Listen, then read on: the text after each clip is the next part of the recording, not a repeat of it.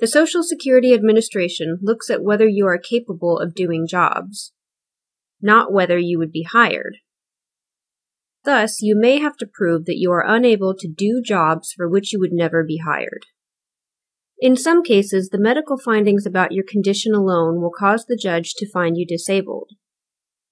In other cases, the majority, we usually have to prove 2 items. 1. Your medical impairments prevent you from performing any significant job you've done in the past 15 years. 2. There are not many other jobs you are capable of doing considering your age, education, and work experience. Think about all the jobs you have had in the past 15 years and pick out the easiest one. If you did that easiest job long enough to learn how to do it and earned a minimum amount of money from that job, we have to prove that you cannot do that easiest job, even if we are certain you would never be hired for that job again, even if the company where you worked no longer exists, and even if the job is no longer available elsewhere. Proving the second item is even more complicated and opposed to common sense. In many cases, we have to prove that you are incapable of doing jobs that we know you would never actually be hired for. This does not mean that you have to be unable to do anything. In fact, very few people who go in front of an administrative law judge are unable to do any job at all. This is an important point to grasp because one way to determine disability is by figuring out what you can do.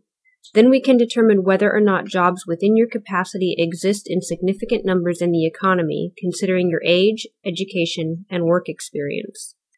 The rules that we use for determining disability apply most directly to impairments that limit your physical ability to stand, sit, walk, lift, bend, or work with your hands.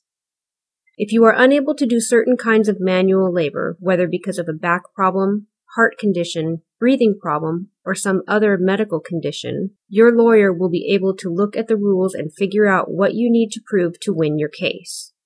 Here are some examples.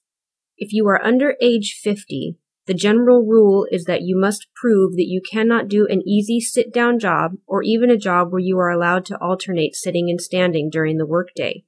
You have to prove this even though you might not be hired for such a job. If you are age 50 through 54, the general rule is that you must prove that you cannot do light work, that is, work involving being on your feet most of the day and lifting up to about 20 pounds. Thus, even though you might still be able to do a sit-down job, a desk job, you can still be found disabled.